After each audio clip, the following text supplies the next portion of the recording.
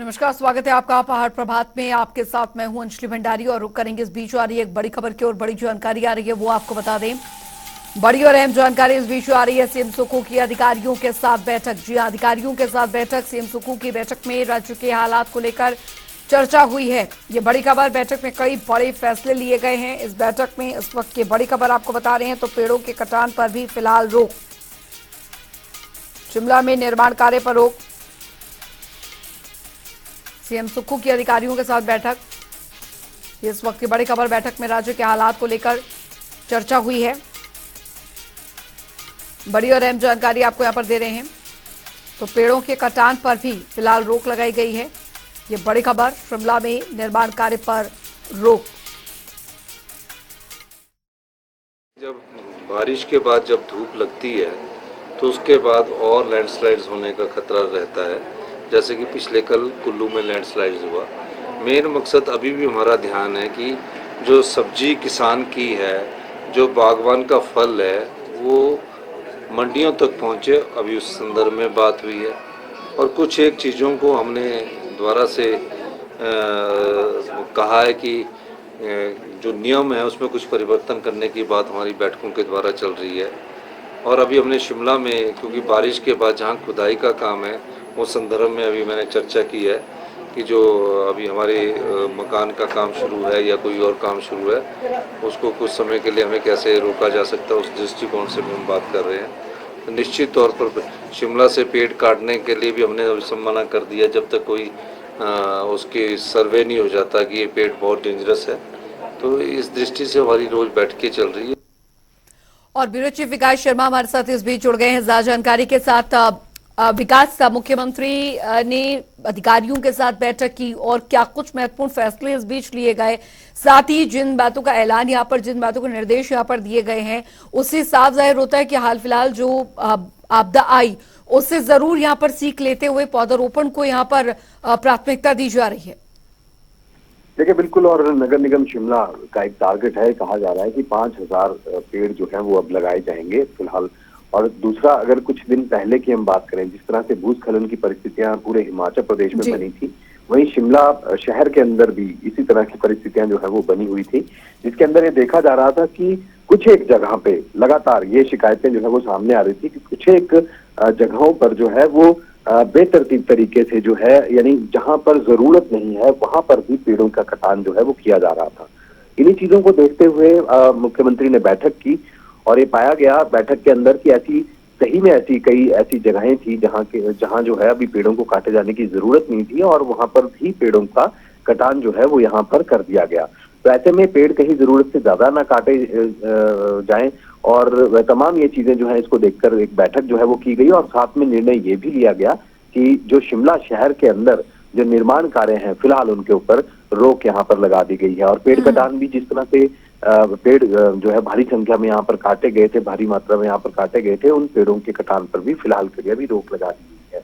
इसके साथ ही सरकार ने ये भी तय किया है कि हिमाचल प्रदेश में एक सर्वे जो है वो कराया जाएगा और जो रुड़की का चाहे वो IIT हो या फिर मंडी IIT हो या फिर जियोलॉजिकल सर्वे की अगर बात की जाए या फिर और कई ऐसी जो एजेंसियां होंगी जिनसे इस तरह का सर्वे कराया जाएगा, जो कि हिमाचल प्रदेश में जिस तरह से जमीन क्यों धंस रही है आखिरकार, और जमीन धंसने के पीछे कारण क्या है, क्या यहाँ पर मकान जो है अब सुरक्षित है, क्योंकि पूरी तरह से हिमाचल प्रदेश जो है वो एक पहाड़ी राज्य है, लिहाजा कई ऐसे शहर जो हैं जहां पर मकान जो है वो इसी श्रेणी में यहाँ पर आते हैं। अगर सिस्मिक जोन की अगर मैं बात करूं, भूकंप की अगर परिस्थितियों के हिसाब से अगर बात करें तो जोन 4 और 5 में जो है कई ऐसे शहर यहाँ के आते हैं। लिहाजा अगर कभी इस तरह की कोई बड़ी घटना होती है तो कैसे उससे बचा जा सके, क्या इसके लिए कोई ऐसा मैकेनिज्म जो है वो बनाया जाना चाहिए, इसको लेकर राज्य सरकार गंभीरता से विचार कर रही है। लिहाजा ये देखना बेहद ही जरूरी होगा और दिलचस्प होगा कि इसके पीछे आखिरकार क्या कारण जो है वो बताए जाएंगे। और जियोलॉजिकल सर्वे और जो रुड़की की टीम या मंडी की टीम या फिर और अन्य जो एजेंसियां हैं, अगर वो जांच करती हैं तो किस तरह से आगे चलेंगी अपनी जांच को लेकर। लेकिन फिलहाल शिमला शहर के अंदर पेड़ कटान को लेकर और जो निर्माण कार्य है, खुदाई है, इसको लेकर पूरी तरह से रोक जो है वो यहाँ पर लगा दी गई। ठीक, बहुत बहुत शुक्रिया विकास शर्मा इस तमाम जानकारी के लिए। तो सीएम सुक्खू के अधिकारियों के साथ ये बैठक हुई है, विशेष निर्देश यहां पर दिए गए हैं, राज्य के हालात को लेकर चर्चा भी हुई है। आगे बढ़ेंगे, एक और बड़ी खबर की रुख करेंगे। बड़ी जानकारी इस बीच आ रही है, वो आपको बताने जा रहे हैं। शिमला से ही आ रही है बड़ी खबर।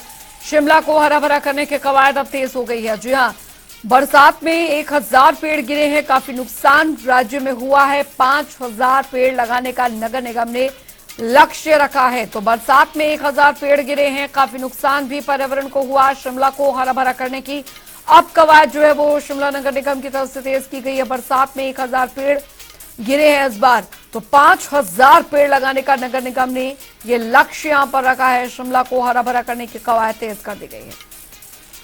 तो शिमला को हरा भरा करने की कवायद तेज, इस अभियान की शुरुआत 5000 जो पेड़ हैं वो यहां पर लगाए जाएंगे, ताकि आगे इस तरीके की आपदा फिर ना दोहराई जाए। और जिस तरीके से इस आपदा में 1000 पेड़ गिरे, काफी नुकसान पर्यावरण को हुआ, लोगों को हुआ, कई लोगों की जानें गई हैं। इस तरीके की आपदा भविष्य में ना आए, इसको ध्यान में रखते हुए अब फिर प्रकृति को एक बार फिर से संजोने की कोशिश यहां पर की जा रही है और 5000 पेड़ लगाने की मुहिम शुरू की गई है शिमला नगर निगम की तरफ से।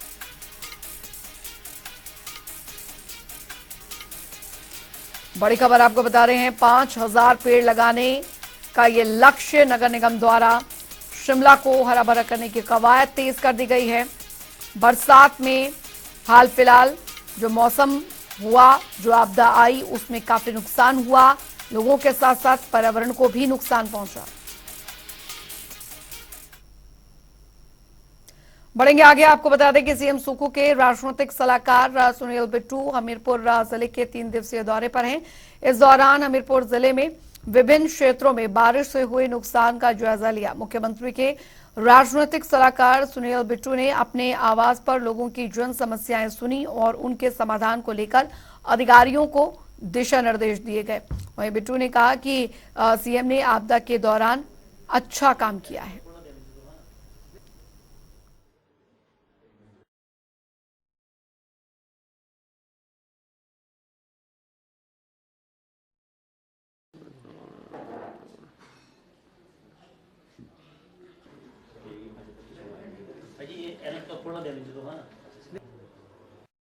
देखिए, सबसे पहले तो बहुत ही विकट परिस्थितियाँ रहीं पिछले 1.5 महीना 2 महीना में। एक प्राकृतिक आपदा जो आई है समस्त हिमाचल प्रदेश में, तो मुख्य रूप से तो मैं अपने यहाँ पे जो भी लोग हैं उनसे मुलाकात करने का है, व्यवस्थाओं को देखना है कि जिस तरीके से हमारे माननीय मुख्यमंत्री ठाकुर सुखविंदर सिंह सुक्खू जी ने, आपने देखा होगा कि प्राकृतिक आपदा में आगे बढ़ चढ़ करके खुद की चीज़ों को सही रास्ते पे लाने के लिए अंजाम दिया।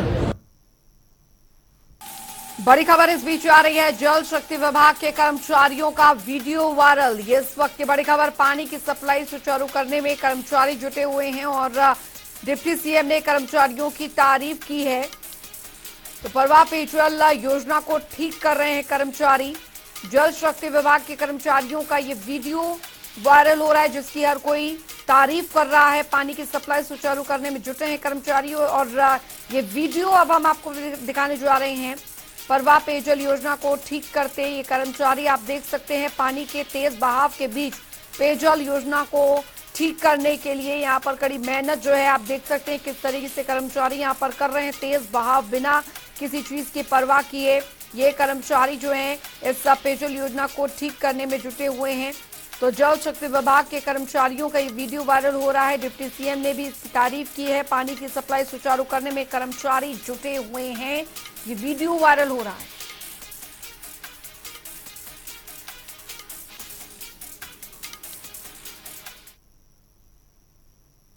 चलिए खबरों में आगे बढ़ेंगे। और पूर्व मंत्री रामलाल ठाकुर ने कहा है कि प्रदेश में भारी बरसात से हुई नुकसान को राष्ट्रीय आपदा घोषित करना चाहिए। अगर केदारनाथ और साथ ही भुज में हुए नुकसान को केंद्र सरकार राष्ट्रीय आपदा घोषित कर सकती है तो फिर प्रदेश को किस आधार पर वंचित किया जा रहा है। प्रदेश में 370 लोगों की जान चली गई और करीब 3000 मकान गिर गए। प्रदेश को 18,000 करोड़ का नुकसान हो चुका है। रामलाल ठाकुर ने कहा है कि प्राकृतिक आपदा के समय राजनीति नहीं होनी चाहिए और केंद्र सरकार को प्रदेश को प्राकृतिक आपदा से उबारने के लिए विशेष पैकेज देना चाहिए।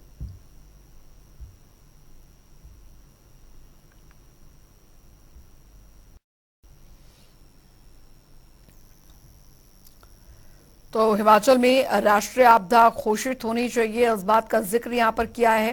हिमाचल में 370 लोगों की जान गई है।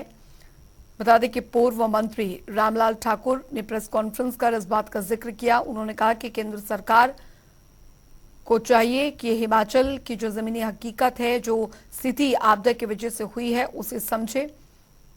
केदारनाथ और भुज में जिस तरीके से आपदा आई थी उसे राष्ट्रीय आपदा घोषित किया गया और वैसे ही हाल हिमाचल में भी हुआ था। तो ऐसे में हिमाचल के साथ ये भेदभाव क्यों किया जा रहा है?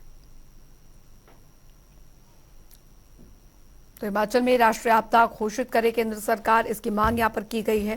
हिमाचल में 370 लोगों की मौत हुई है। पूर्व मंत्री रामलाल ठाकुर ने प्रेस कॉन्फ्रेंस कर इस बात का जिक्र किया, केंद्र सरकार पर निशाना साधा। केंद्र सरकार पर बोलते उन्होंने कहा कि केंद्र सरकार हिमाचल में जो आपदा आई है उसको केंद्र सरकार को समझना चाहिए कि राष्ट्रीय आपदा से कम नहीं है।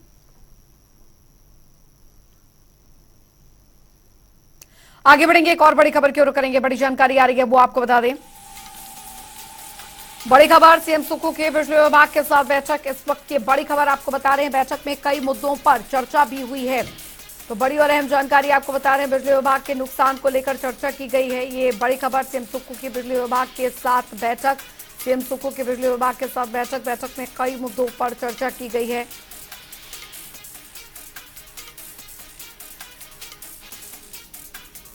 तो सीएम सुक्खू के बिजली विभाग के साथ बैठक, ये इस वक्त की बड़ी खबर आपको बता रहे हैं। बैठक में कई मुद्दों पर चर्चा हुई है, बड़ी जानकारी आपको बता रहे हैं।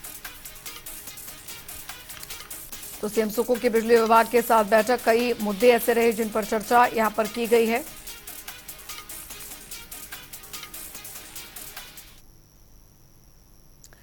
बढ़ेंगे आगे, आपको बता दें कि बारिश के कारण हिमाचल को कभी ना भूल पाने वाले गम मिले हैं। बारिश और भूस्खलन के कारण कई जगहों का संपर्क पूरी तरीके से टूट गया है।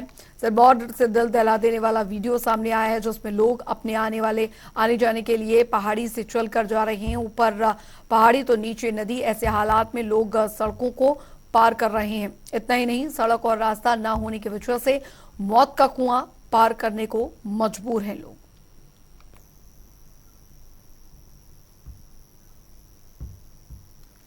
उधर हिमाचल प्रदेश में बरसात से मची तबाही का असर चारों तरफ देखने को मिल रहा है। जहां पर एक और मौसमी आफत से सीधे तौर पर हुए नुकसान का सरकारी आंकड़ा 10,000 करोड़ के पार पहुंच गया है। वहीं अप्रत्यक्ष रूप से इस मौसमी आफत ने प्रदेश की अर्थव्यवस्था को जिस तरह से चपेट लगाई है, उसका आंकड़ा इससे भी कहीं ज्यादा होने की आशंका है। ऐसे में हिमाचल के मशहूर पर्यटन स्थलों में से एक शिमला के ऐतिहासिक रिज मैदान पर घुड़सवारी से अपनी रोजी रोटी चलाने वाले लोगों के लिए भी गुजर बसर करना काफी मुश्किल हो गया है। 2 महीने से तो बिल्कुल ठप है हमारा काम बरसात की वजह से, लेकिन अब थोड़ा मौसम तो खुल गया हुआ, लेकिन अभी काम का थोड़ा टाइम लगे। जैसे रास्ते खुलेंगे पूरे काम तभी चलेगा हमारा। नहीं अभी तो ऐसे ही है जी, अभी यही है कि जैसे ही आते हैं इसके ऊपर 1-2 राउंड लग जाते हैं शाम तक, बाकी है कुछ नहीं अभी। चलो यार अभी मौसम जरा थोड़ा अच्छा हो गया। बहुत असर पड़ेगा, दिन रात का डिफरेंट पड़ेगा। बड़ भारी इस बार तो हद ही हो गई बरसात से, इस बार तो काम बिल्कुल ठप हो गया हमारा। बहुत नुकसान हुआ। अभी तो नहीं है, अभी कहीं 100% में से 5% है। उधर विधायक राकेश रामवाल ने पीडब्ल्यूडी मंत्री विक्रमादित्य पर जमकर हमला बोला। राकेश रामवाल ने कहा कि विक्रमादित्य सिंह यू टर्न लेने वाले मंत्री बन गए हैं। कभी केंद्र सरकार की सराहना तो कभी उसी केंद्र सरकार पर प्रश्न चिन्ह खड़ा कर देते हैं। राकेश रामवाल ने कहा कि विक्रमादित्य जब दौरे पर होते हैं तो फिर उनके विभाग के मंत्री उनके साथ नहीं होते। इससे पता चलता है कि वे अभी अपना विभाग ही नहीं संभाल पा रहे हैं। उन्होंने कहा कि विक्रमादित्य बताएं कि अभी तक प्रदेश की सड़कें क्यों नहीं खुल पाई हैं। विक्रमादित्य जी का स्टैंड समझ नहीं आता। कभी वो केंद्र सरकार का धन्यवाद करते हैं और कभी केंद्र सरकार के ऊपर प्रश्न चिन्ह खड़ा कर देते हैं। एकदम यू टर्न लेना ये उनका स्वभाव बन गया है। यूसीसी के ऊपर भी उनका बयान आए और दूसरे दिन पार्टी के हाईकमान का दबाव आता है, उसके बाद वो अपने बयान को बदल देते हैं। भारत सरकार ने, केंद्र की सरकार ने, मोदी जी की सरकार ने, हमारे प्रदेश के नेतृत्व ने दिल्ली में बात की और उनके आग्रह पर तुरंत केंद्र से हमको लगभग 2700 करोड़ रुपए की प्रधानमंत्री ग्राम सड़क योजना के तृतीय चरण में हमको वो मंजूरी 253 सड़कों की आई। लेकिन हिमाचल की सरकार अपनी गलतियों को छुपाने के लिए केंद्र सरकार के ऊपर सारा दोष दे रहे हैं। चलिए रुक रहे हैं एक छोटे से ब्रेक के लिए, फौरन लौट रहे हैं।